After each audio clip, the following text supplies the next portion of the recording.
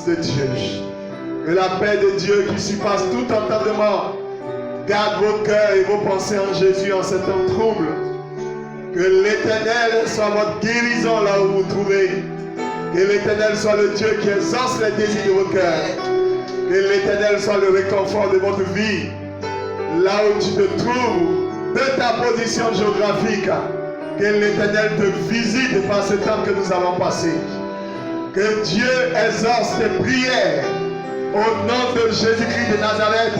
Et que cette semaine qui commence soit pour toi une semaine de grâce, une semaine de bonheur, une semaine de bonnes nouvelles, une semaine d'exaucement. Quand cette semaine qui commence, tes yeux voient des choses agréables, tes mains touchent des choses formidables, tes pieds foulent des lieux élevés, tes oreilles entendent de bonnes nouvelles, et que tes lèvres chantent Alléluia, Hosanna, crie la louange de l'Éternel pour tous ces biens et ces refaits. Alléluia, Alléluia. S'il te plaît, je te salue de façon très chaleureuse ce matin. Reçois ma main, reçois mon cœur. Reçois la communion ce matin. S'il te plaît, nous allons baisser ensemble la tête. Nous allons demander à Dieu de nous faire du bien au moyen de sa parole. Père, nous bénissons ton Saint-Nom. Nous te rendons toute la gloire. C'est par toi et pour toi que nous sommes là ce matin. Oh Éternel, il n'y a pas mieux que toi pour parler de toi. Viens puiser au trésor de ta source afin de nous ressourcer, Seigneur. Apporte-nous la parole de vie. Éternel Dieu de gloire, qui rions-nous, Pierre l'a dit, c'est toi qui as les paroles de la vie. Vivifie nos corps mortels ce matin. Ouvre nos yeux d'aveugle. Guéris nos cœurs brisés. Éternel Dieu, que le sourd entende ce matin, que le paralytique marche, que l'aveugle voit, Seigneur, et que surtout la bonne nouvelle du royaume soit annoncée. Shalom chez vous, bonjour, bonsoir, selon l'heure à laquelle vous me recevrez. Apporte un like, apporte un cœur, apporte un commentaire si tu me reçois. Dis Amen à la parole de Dieu, dis Amen à la prière. Et ensemble, nous allons bénir le nom du Seigneur. S'il te plaît, rapproche-toi de ta Bible, rapproche-toi de la parole de Dieu. Mets-toi dans un endroit loin du bruit. Je vous salue, vous tous, famille MBC. C'est un plaisir pour moi de vous retrouver ce matin. Ce matin, nous allons clôturer le séminaire que nous avons débuté depuis le mercredi autour du thème « Vous êtes une nouvelle créature ». Thème que nous avons tiré de 2 Corinthiens 5, le verset 17. Si quelqu'un est en Christ, il est une nouvelle créature. Les choses anciennes sont passées. Voici, toutes choses sont devenues nouvelles. 2 Corinthiens 5, le verset 17. Si quelqu'un est en Christ, il est une nouvelle créature. Les choses anciennes sont passées. Voici, toutes choses sont devenues nouvelles. D'autres versions disent, si quelqu'un est en Christ, il appartient à la nouvelle création. Je vais te saluer, champion de Dieu. Je vais te saluer là où tu es. Toi qui appartiens à la nouvelle création, je vais te saluer. Toi qui es né de Dieu, je vais te saluer ce matin. Reçois ma main, reçois mes salutations. Toi qui es né de nouveau, je vais te saluer ce matin. Je veux bénir ta vie et celle de ta maison. Toi qui as accepté Jésus-Christ de Nazareth, qui a fait la paix avec lui, qui a décidé que c'est Jésus soit ton Seigneur et ton Sauveur, je veux te saluer très chaleureusement ce matin. Toi qui n'as pas encore accepté Jésus qui m'entend, s'il te plaît, je vais te donner cet amour que j'ai reçu. Accepte Jésus-Christ de Nazareth comme ton Seigneur et ton Sauveur personnel. Ce matin, mon adresse encore est à l'endroit de ceux qui sont nés de nouveau, ceux qui sont nés de Dieu, ceux qui sont morts et ressuscités avec Christ, et ceux qui ont été transportés dans les lieux célestes, dans le royaume du Fils de son amour. Ceux qui sont dans les lieux célestes, sur la terre, qui sont comme ambassadeurs, qui occupent les fonctions sacrées. C'est à ceux-là que je veux faire une adresse ce matin.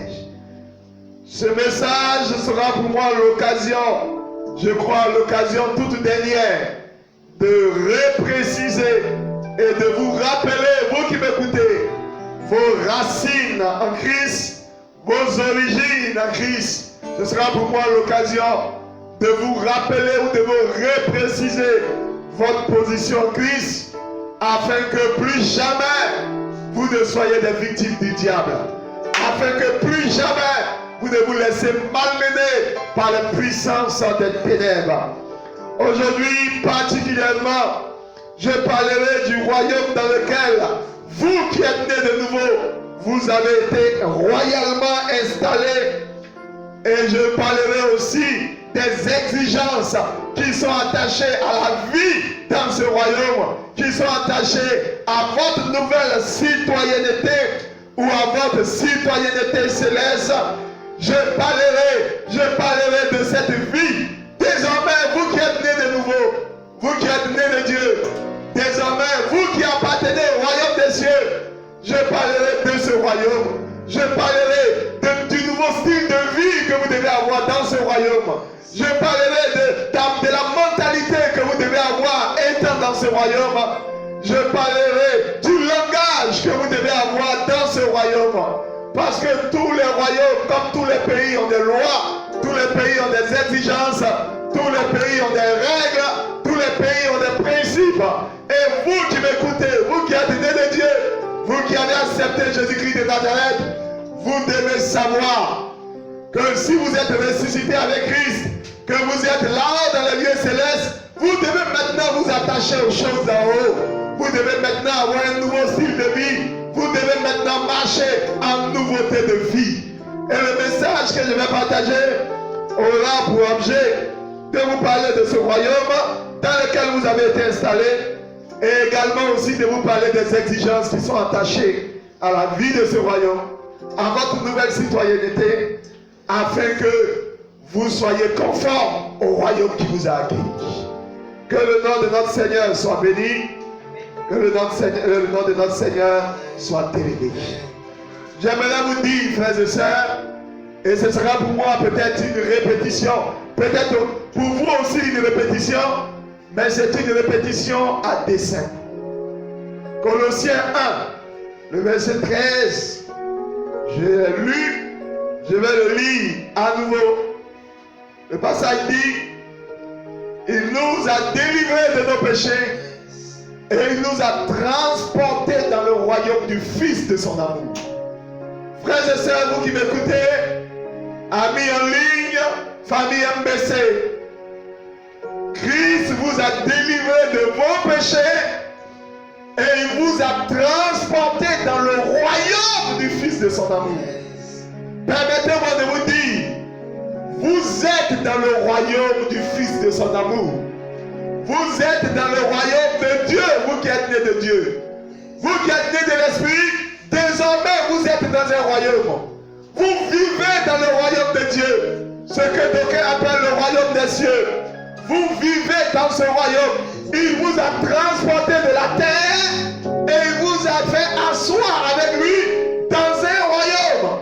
Et permettez-moi de vous dire, vous qui êtes dans ce royaume, vous qui avez fait votre entrée dans le royaume, il est important que vous connaissiez la constitution de ce royaume. Il est important que vous connaissiez les règles de ce royaume. Il est important que vous connaissiez les panneaux dans ce royaume, afin que vous viviez à l'aise, conformément aux règles de ce royaume. Il est important que vous vous conformiez à la vie de ce royaume. Il vous a délivré de vos péchés et il vous a transporté dans le royaume du Fils de son amour.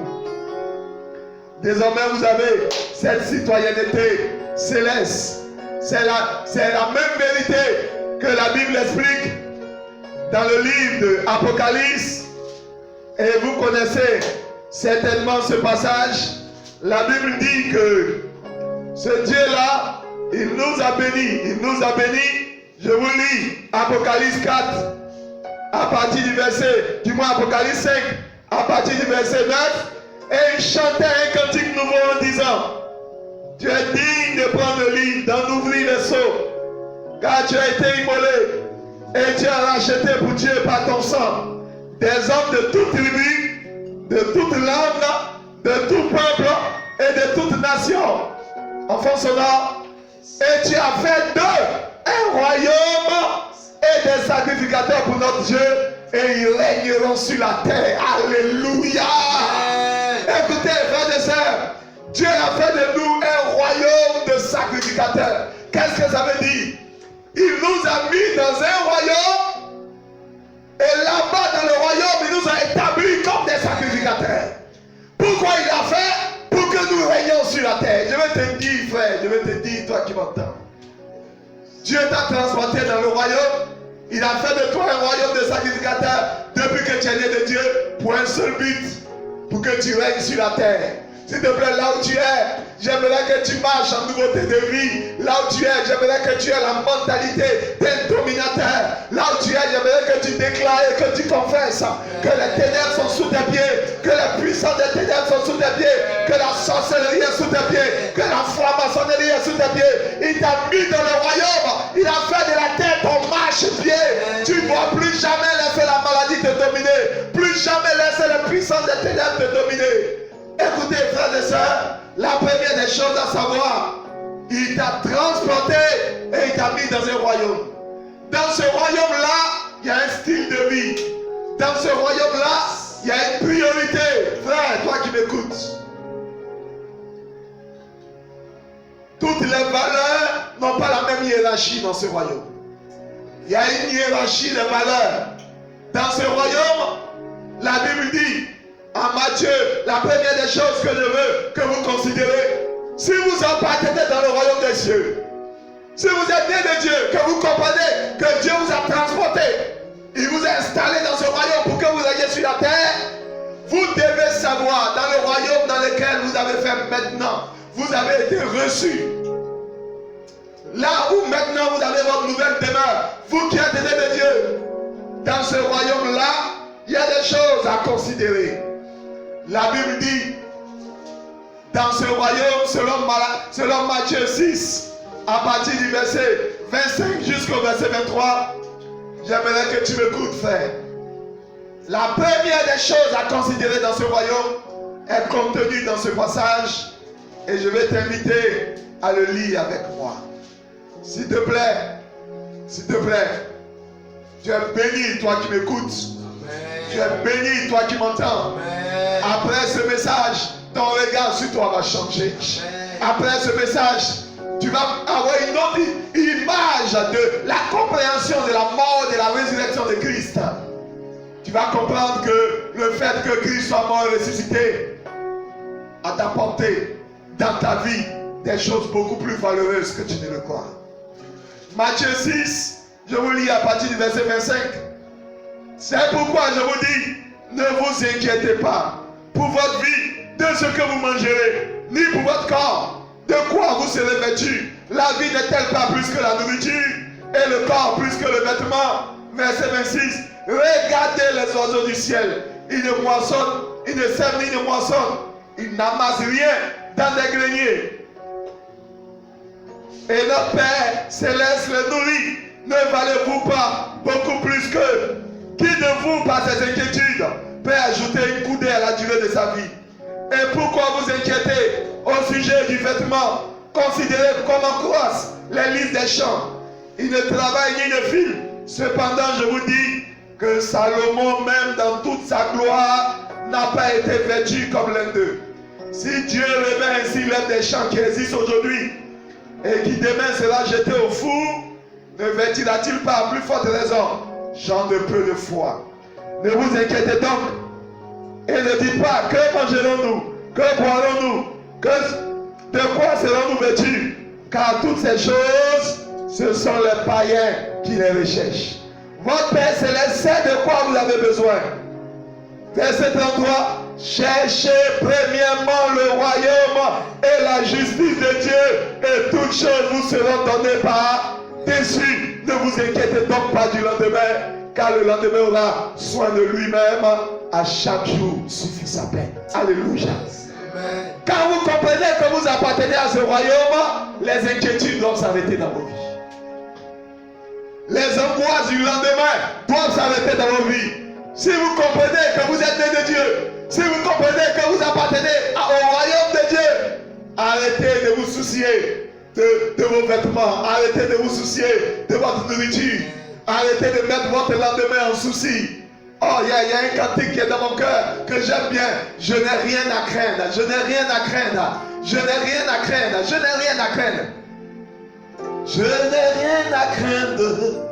Mes lendemains sont assurés entre tes mains. Jésus tient ma vie pour cette année, pour l'éternité. Alléluia, alléluia. Écoutez, frères et sœurs, si vous appartenez à ce royaume, soyez tranquilles dans votre tête. Si vous appartenez à ce royaume, arrêtez vos angoisses. Si vous appartenez à ce royaume, arrêtez vos inquiétudes. Si vous appartenez à ce royaume, arrêtez de faire des vêtements une angoisse. Arrêtez de faire de la nourriture une angoisse. Arrêtez de faire de votre lendemain une angoisse. Vos lendemains sont assurés parce que Jésus-Christ est romain. Il dit, si vous appartenez dans ce royaume, la première chose, la priorité de votre esprit doit être le royaume et sa justice. Je dois me préoccuper du royaume de Dieu. Je dois me préoccuper de faire venir le royaume. Je dois me préoccuper de la vie du royaume. Je dois me préoccuper de l'impact du roi sur la terre. Je dois me préoccuper d'étendre le royaume de Dieu. Je dois me préoccuper de parler du royaume de Dieu. Je dois me préoccuper des principes du royaume. La première échelle, la première marche dans la hiérarchie des valeurs. Si tu appartiens au royaume, la première des choses, pas le vêtement, pas la nourriture, pas le souci du lendemain, d'abord le royaume et sa justice. C'est-à-dire, il faut être un patriote et il faut respecter les rois du royaume. Dès que tu es né de Dieu, dès que tu es né de nouveau, la chose qui doit t'alimenter en priorité, qui doit préoccuper, qui doit être le souci de ton esprit, le royaume, la justice du royaume, faire venir le règne de Dieu sur la terre. C'est ça qui doit être notre préoccupation. C'est pourquoi vous qui m'écoutez, vérifiez si Dieu est premier dans votre vie. Si vous êtes né de Dieu, vous devez vous arranger pour que Dieu soit premier dans votre vie. Au travail, Dieu soit premier dans votre vie. Dans votre foyer, Dieu soit premier dans votre vie. Dans votre vie personnelle, Dieu soit premier dans votre vie. Vérifiez si vous parlez du royaume autour de vous. Vérifiez si vous faites venir le règne de Dieu là où vous êtes. Voilà la première chose quand on appartient au royaume. Quand on appartient au royaume, on doit avoir la mentalité du royaume. Et la mentalité du royaume, la personne la plus importante dans le royaume dans lequel on est, c'est le roi. La personne la plus importante, c'est le roi. La chose la plus importante, ce sont les règles du royaume. C'est le message du royaume. Là où tu m'écoutes, toi qui m'entends, si tu es né de Dieu, la première chose qui doit dans ton cœur, c'est pas le vêtement. La première chose qui doit dans ton cœur, c'est pas le mariage. La première chose qui doit dans ton cœur, c'est pas le voyage. La première chose qui doit dans ton cœur, c'est pas le manger, c'est pas le boire, c'est pas le vêtement. Tu dois faire du royaume ta priorité. Les choses te seront données par dessus. Alléluia. Permets-moi de m'étancher pour continuer, frère. Il faut que tu fasses du royaume ta priorité. Parce que c'est ta priorité qui dicte tes préoccupations. C'est ta priorité qui dicte tes actions. Ce sont tes priorités qui disent comment tu dépenses ton argent. Ce sont tes priorités qui disent comment tu dépenses ton temps. Ce sont tes priorités qui disent comment tu gères ta famille. Ce sont tes priorités qui disent comment tu gères ton salaire. Ce sont tes priorités qui disent comment tu éduques tes enfants. Si Dieu n'est pas ta priorité, alors tu n'es pas né de Dieu. Si tu es du royaume, si tu appartiens au royaume, le royaume doit être ta priorité. Si tu es un Ivoirien, tu dois aimer la Côte d'Ivoire plus que tout autre pays. Si tu es du royaume des cieux, tu dois aimer le royaume plus que tout.